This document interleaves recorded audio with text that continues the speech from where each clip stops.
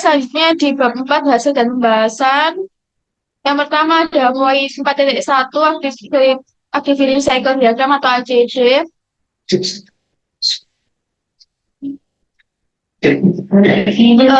Jadi kalian di sini akan membuat ACD sesuai dengan data aktivitas kalian sesuai software yang kalian pilih, software yang kalian pilih tadi. Misal kalau di apa kan arena sama orang modal ada minimal 8 aktivitas ya. Kalian berarti buat aktivitas cycle diagramnya juga berupa 8 aktivitas. Begitu juga dengan Flexim di mana data aktivitas dari mesin prosesornya itu ada 5 aktivitas kegiatan. Jadi kalian bisa buat 5 aktivitas di sana. Jadi kayak biasanya kalian buat gambar lalu diberi penjelasan singkat mengenai aktivitas cycle diagram kalian sesuai dengan studi masing-masing. Lalu ke subbab model simulasi. Di sini kalian memasukkan model simulasi dari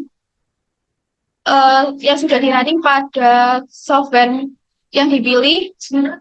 Yang pertama kalian menjelaskan mengenai pengertian model simulasi itu apa. Lalu kita ke subbab 4.2.1. Nah, di sini kalian bisa menjabarkan yang pertama model simulasi pada sistem diskrit yang dipilih bisa arena, promodel atau Flexim. Lalu di sini kalian mencantumkan gambar dari model simulasi yang setelah kalian buat pada software yang dipilih. Terus diberi analisa mengenai proses simulasi yang telah dirancang pada software yang dipilih. Lalu selanjutnya subbab 4.2.2 function object. Jadi function object itu merujuk pada objek atau entitas yang mempresentasikan fungsi atau proses tertentu dalam model simulasi atau digunakan untuk mewakili entitas pada elemen dalam sistem yang sedang disimulasikan. Nah, jadi kalian yang pertama nanti bisa mencantumkan pengertian dari function object itu apa. Bisa juga kalian menyatukan citasi juga di sini, lalu jangan lupa dicantumkan di daftar pusaka juga buat citasinya. Lalu di sini selanjutnya kalian buat tabel function object, di mana yang utama ada objek. Objek ini merujuk pada kayak kalian mengidentifikasi objek apa atau tools apa yang kalian gunakan pada software yang dipilih untuk mewakili entitas dari CD kasus kalian. Lalu function ini kalian bisa mengidentifikasi gunanya dari tools yang kalian gunakan pada software itu untuk apa? Untuk gimana untuk mempresentasikan kondisi real system pada studi kasus. Jadi bukan fungsi dari toolsnya pada software, tapi fungsi dari merepresentasikan studi kasus real systemnya. Bukan gunanya di softwarenya, tapi di kondisi real systemnya itu untuk apa terus tersebut. Lalu selanjutnya ada masuk verifikasi dan validasi. Ini bisa kalian sesuaikan untuk verifikasi sama validasinya, sesuaikan sama tugas mohon maaf software yang kalian pilih. Misal arena ya sesuaikan sama arena, kalau promodel ya sesuaikan dengan verifikasi sama validasi sama promodel. Kalau arena sama promodel kan hampir sama ya, pakai perhitungan Excel-nya menghitung ada perhitungannya. Lalu Flexim cuma mencantumkan validasi, menjabarkan aja verifikasi sama validasinya. Lalu subbab 4.4 output simulasi. Di sini output simulasinya itu berupa output simulasi dari sistem software diskrit yang kalian pilih. Kalian masukkan di sini gambarnya, outputnya itu apa. Kalian cukup mencantumkan output simulasinya aja di bagian ini. Lalu ada analisa output dari hasil output software disk yang kalian pilih. Kalian sesuaikan aja pada pengerjaan jurnal kemarin yang udah kalian lakukan kemarin.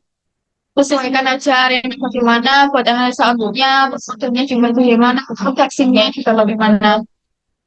Lalu setelah analisa output di sini ada causal diagram atau CLD, di mana causal diagram ini berisi sebab akibat yang terjadi berdasarkan analisa output di script yang dipilih. Jadi causal ini kalian buatnya itu setelah menganalisa output sistem di grid kalian. Jadi dari output software simulasi diskret, kalian bisa menganalisa apa sih yang menjadi sebab akibat dari permasalahan pada studi kasus kalian setelah di running.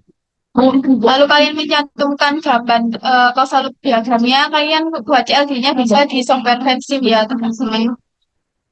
Nah, terus setelah mencantumkan gambar, kalian jangan lupa menganalisa buat CLD-nya itu berisi apa, gimana menjelaskan mengenai positif feedback serta negatif feedback pada gambar, serta juga sebab akibat pada causal diagramnya. Lalu di sini ada skenario check, di mana skenario check itu memastikan bahwa modul simulasi diskrit memperkirakan perilaku sistem dengan tepat di berbagai kondisi, sehingga memungkinkan untuk membuat keputusan yang lebih baik berdasarkan hasil simulasi tersebut. Nah, di sini kalian bisa menjelaskan pengertian dari skenario check itu apa. Lalu di sini buat isi dari skenario check, kalian bisa buat tabel. Di mana tabelnya itu ada 3 bagian. Yang pertama itu ada kondisi existing, yaitu kondisi existing kalian akan mengidentifikasi tentang kondisi atau skenario sistem. Jadi kondisi real system di permasalahan studi kasus kalian apa bisa diidentifikasi di tabel ini. Lalu ada tabel skenario perbaikan. Skenario perbaikan ini kalian mengidentifikasi tentang perbaikan atau peningkatan sistem yang disimulasikan. Jadi dari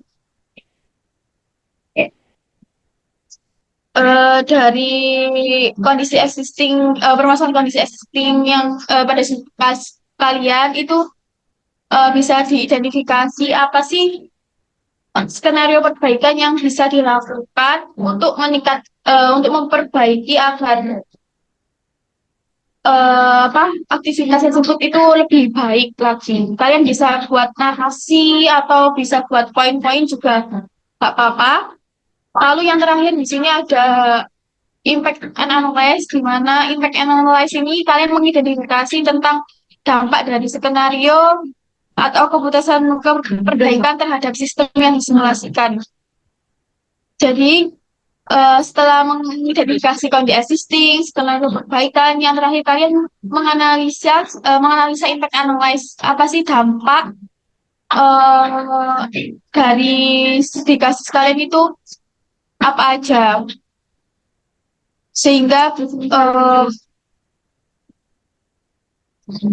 bisa dilakukan perbaikan terhadap sistem yang disimulasikan pada software. Oke, selanjutnya di subbab 4.8 usulan skenario perbaikan, di mana di bagian ini itu kalian memberikan usulan skenario perbaikan dari output software yang telah dibuat. Jadi misal output software kalian itu gak maksimal, itu kalian bisa, atau hasilnya yang kurang, kalian bisa melakukan usulan skenario perbaikan. Dalam setiap skenario perbaikan itu bisa menerapkan atau menjalankan simulasi ulang untuk melihat perbaikan tersebut berhasil menghasilkan hasil yang sesuai yang diinginkan, sehingga dapat mengembangkan dan membagi sistem simulasi untuk mencapai kinerja yang optimal dan eh, efisiensi pada studi kasus.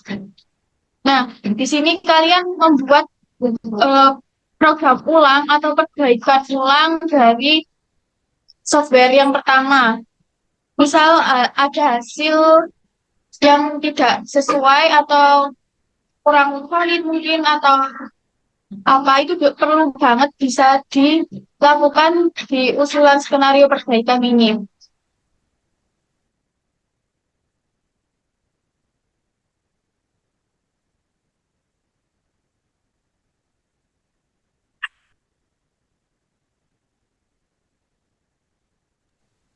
Mungkin tadi kan ada permasalahan-permasalahan, mungkin hasilnya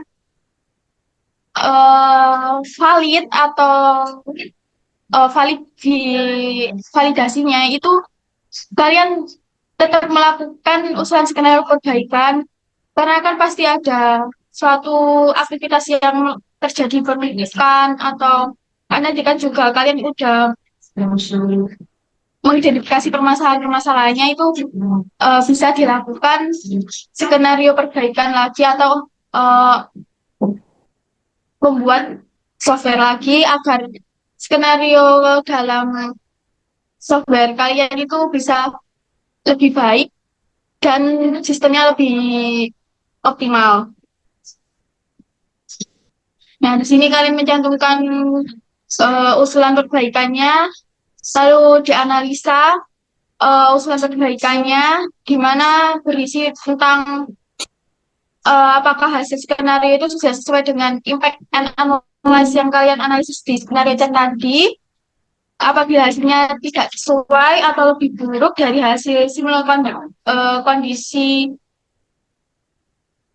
existing atau real system, maka berikan kesimpulan bahwa tidak perlu memberikan usulan skenario perbaikan. Oke, selanjutnya di bab terakhir yaitu bab kesimpulan dan saran.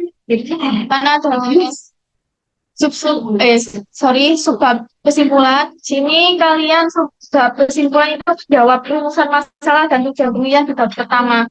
Karena rumusan masalah dan tujuan penelitian kan berhubungan, jadi kalian harus menjawab dari rumusan masalah dan tujuan penelitian yang kalian buat. Kalau misal rumusan masalah dan tujuan misalnya ada 3, jadi kesimpulan juga ada 3. Begitupun kalau ada 4 juga dijawab kesimpulannya 4. Saran di sini saran kalian kasih saran buat pengerjaan tugas besar kalian ya. Sarannya itu apa aja? Oke, terakhir di daftar pustaka di sini kalian mencantumkan citasi yang ada di seluruh tugas besar, gak hanya di Dinkes aja ya. Kalian bisa, kalau ini tahukan di latar belakang di bab 1 pendahuluan, bisa juga kalian wajib banget mencantumkan di daftar pustaka, di mana daftar pustaka minimal 2 buku, 5 jurnal, dengan tahun referensi selain itu tahun 2019, dilarang dari Wikipedia, blog internet, modul, ajar, dan skripsi. Kalian direkomendasikan buat pakai Mendeley dengan format APA style. Oke, mungkin bisa dilihat buat format buku maupun jurnal bisa dilihat di sini ya. Lalu yang terakhir di sini ada lampiran. Jadi lampiran di sini kalian buat ini yang pertama kalian buat ini masa pengerjaan laporan tugas besar. Kalian buat tabel seperti ini, sesuaikan aja. Ada keterangan di sini, kalian ada studi literatur, penentuan judul, observasi dan pengumpulan data, perencanaan konsep dan model, lalu ada simulasi dan developan software.